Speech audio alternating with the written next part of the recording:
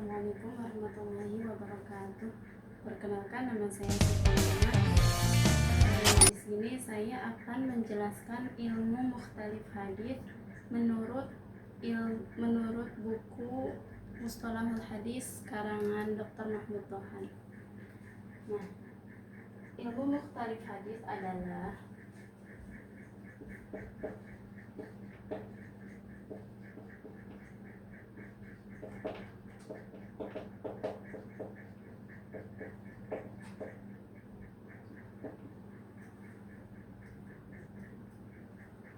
cabang ilmu hadis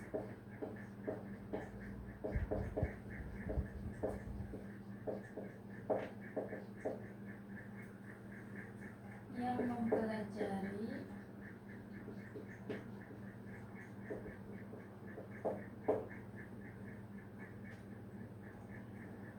dan menyelesaikan hadis-hadis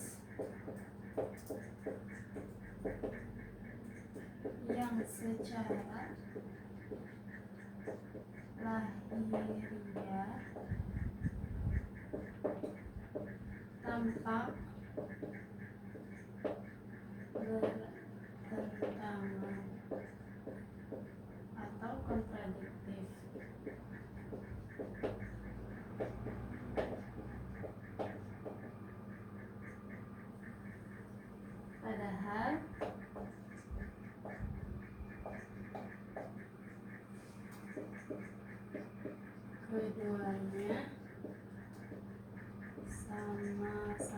sahih.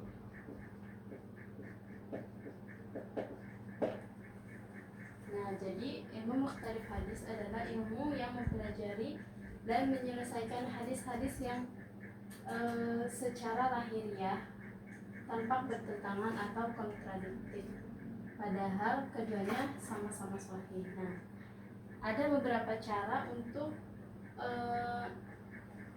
menyelesaikan hadis yang seperti ini. Yang pertama ada al-jam'u wa at-tawfiq. Al-jam'u wa at-tawfiq.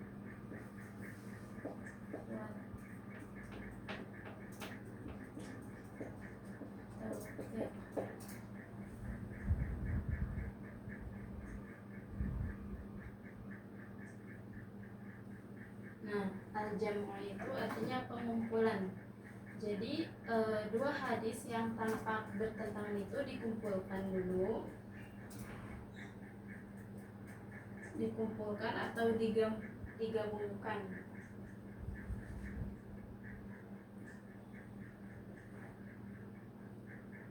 Tujuannya apa? Tujuannya untuk menghilangkan kesan pertentangan dengan menunjukkan bahwa masing-masing hadis tersebut berlaku pada kondisi waktu dan keadaan yang berbeda. Nah, jadi tujuan menghubungkan hadis ini selain untuk penyelesaian ini, dia juga menghilangkan kesan pertentangan dengan menunjukkan bahwa emang hadis yang tadi itu berbeda gitu. Contohnya seperti hadis yang melarang minum sambil berdiri dan hadis yang menunjukkan bahwa Nabi pernah minum sambil berdiri. Nah, penyelesaiannya, larangan dipahami sebagai makruh atau anjuran agar duduk, sedangkan perbuatan Nabi menunjukkan bahwa minum sambil berdiri tetap boleh dalam kondisi tertentu. Nah, jadi itu yang dimaksud dengan al-jam'u. Yang selanjutnya ada an-nasakh.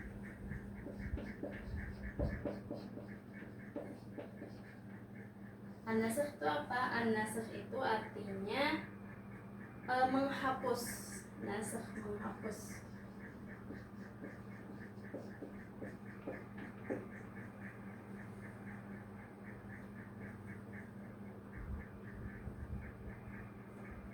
Jadi an-nasakh ini misalnya ada hadis yang pertama, misalnya Rasulullah berkata seperti ini, terus sedangkan hadis yang kedua Rasulullah berbeda dengan yang pertama,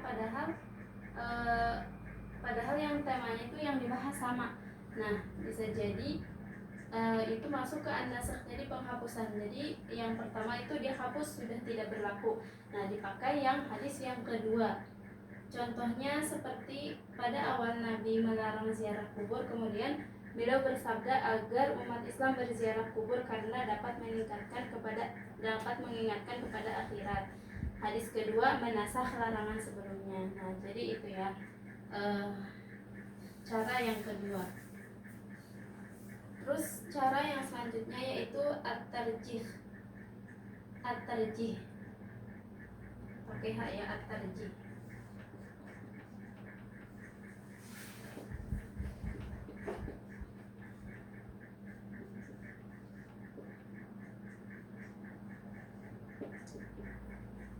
Apa itu at-tarjih?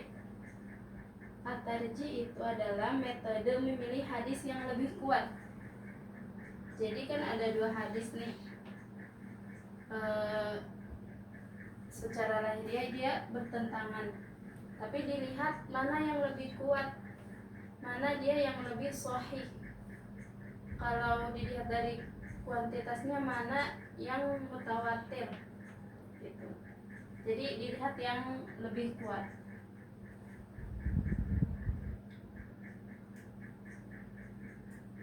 Nah, dasar tarjih ini sanadnya lebih sahih, perawi lebih terpercaya dan lebih kuat hafalannya, jumlah perawi lebih banyak. Nah, berarti hadis mutawatir tadi ya.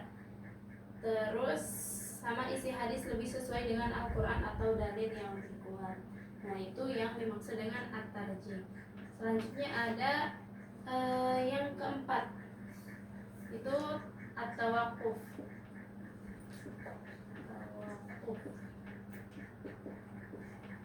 Apa itu at-tawaqquf? At-tawaqquf ini artinya menangguhkan atau tidak menetapkan pilihan. Ya, jadi ketika cara yang pertama tidak selesai, cara yang kedua juga tidak selesai, jadi belum terselesaikan, jadi belum menemukan penyelesaiannya. Terus cara yang ketiga juga belum selesai. Nah, pakai cara yang at-tawaqquf, jadi penangguhan, ditangguhkan dulu. Jadi nggak mengambil hadis yang pertama ataupun hadis yang kedua. Nah, seperti itu. Nah,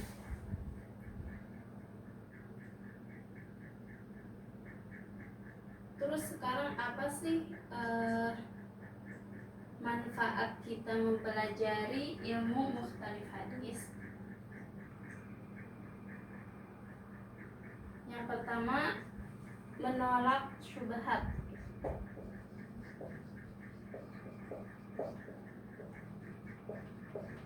Menolak syubhat terhadap Nabi Shallallahu Alaihi Wasallam.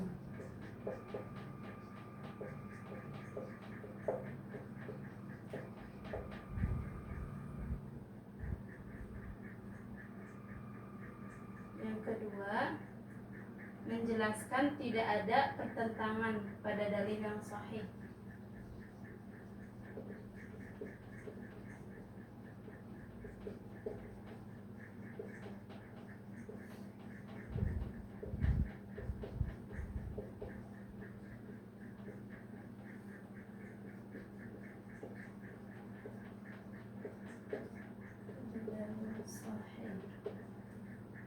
Yang ketiga,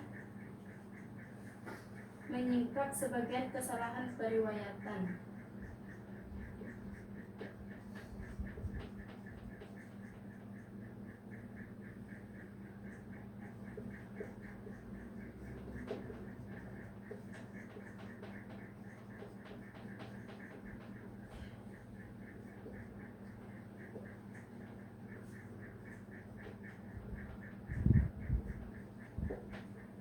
Dan yang terakhir, yang keempat, itu menetapkan bahwa kritik terhadap nas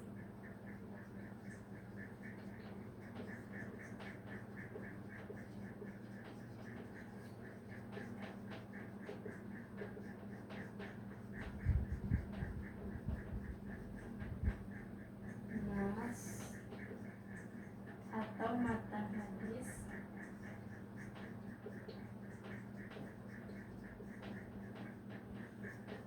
datang lebih awal.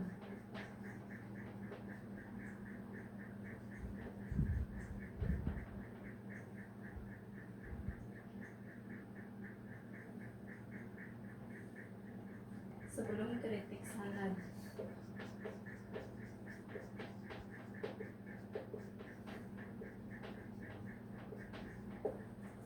Nah, jadi ini manfaat kita mempelajari ilmu mukhtalif hadis. Nah, jadi menolak syubhat terhadap Nabi SAW juga menolak suudzon kepada Nabi. Kok Nabi nggak konsisten sih gitu. Nah, jadi itu biar kita tidak suudzon juga kepada Rasulullah SAW.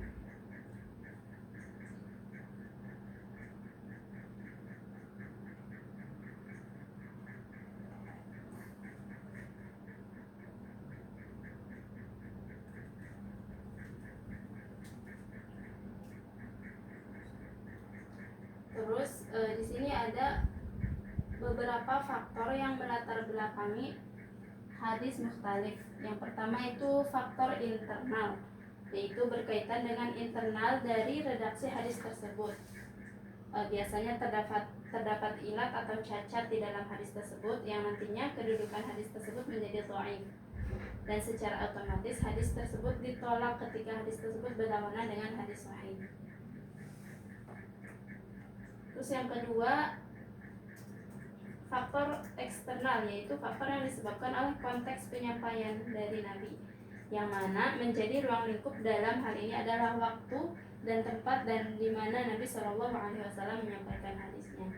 Terus yang ketiga ada faktor metodologi, yakni berkaitan dengan bagaimana cara dan proses seseorang memahami hadis tersebut.